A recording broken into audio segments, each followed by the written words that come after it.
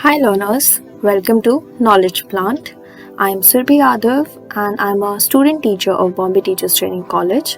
And if you like this video, subscribe, like and share.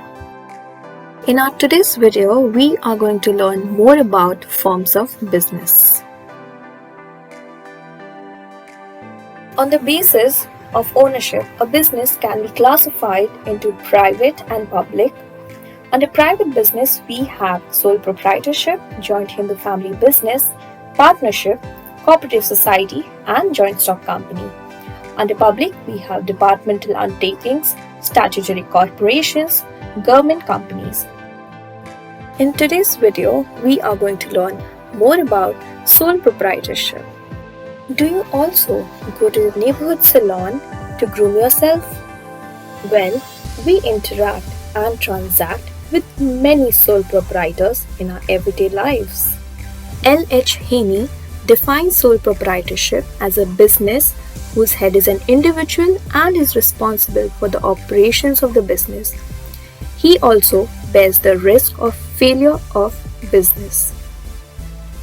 Now, let us look at some of the features of sole proprietorship.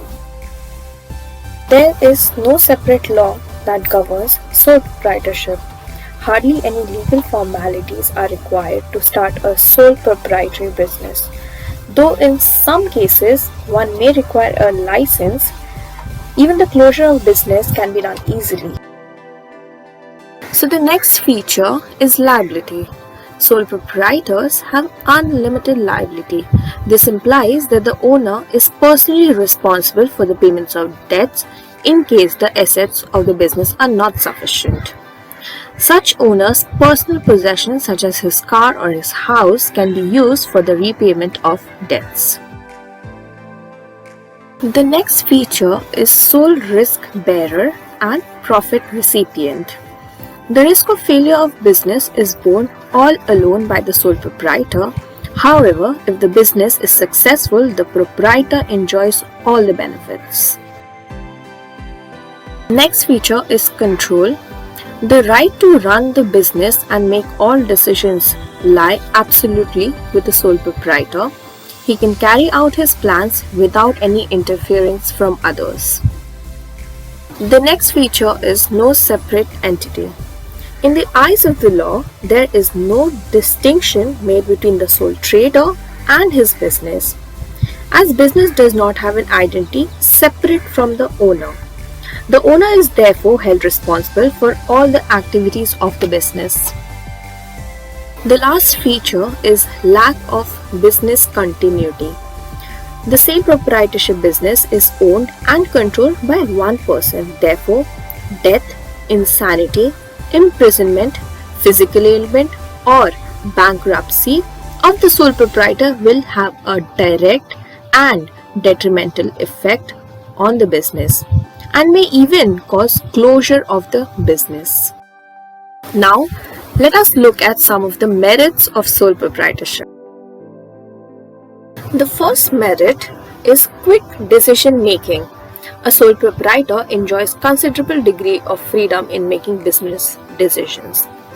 Further, the decision making is prompt because there is no need to consult others. This may lead to a timely capitalization of market opportunities as and when they arrive. Confidentiality of information. Sole decision-making authority enables the proprietor to keep all the information related to business operations confidential and maintain secrecy. A sole trader is also not bound by the law to publish the firm's accounts. Direct incentive. A sole proprietor directly reaps the benefits of his or her efforts as he or she is the sole recipient of all the profits. The need to share profit does not arise as he or she is the single owner. This provides maximum incentive to the sole trader to work hard. Sense of accomplishment. There is a personal satisfaction involved in working for oneself. The knowledge that one is responsible for the success of the business not only contributes to self-satisfaction but also instills in the individual sense of accomplishment and confidence in one's abilities. Ease of formation and closure. An important merit of sole proprietorship is the possibility of entering into business with minimal legal formalities. There is no separate law that governs sole proprietorship. As sole proprietorship is the least regulated business, it is easy to start and close. Now, let us see some of the demerits of sole proprietorship. The first demerit is limited resources. The resources of a sole proprietor are limited to his or her personal savings and borrowings from others. Banks and other lending institutions may hesitate to extend a long-term loan to a sole proprietor. Lack of resources is one of the major reasons why the size of business rarely grows. Limited life of a business concern. The sole proprietorship business is owned and controlled by one person, so death, insanity, imprisonment, physical ailment, or bankruptcy of a proprietor affects the business and can lead to its closure. Unlimited liability. A major disadvantage of sole proprietorship is that the owner has unlimited liability. If the business fails, the creditors can recover their dues not merely from the business assets but also from the personal assets of the proprietor. A poor decision or an unfavorable circumstance can create serious financial burden on the owner. Limited managerial ability.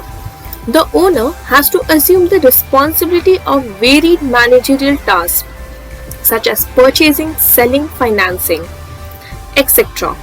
It is rare to find an individual who excels in all these areas.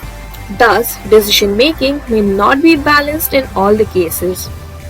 Also, due to limited resources, sole proprietor may not be able to employ and retain talented and ambitious employees. In our next class, we learn more about joint Hindu family business. Please leave a comment if you like this video. Thank you and see you in the next class.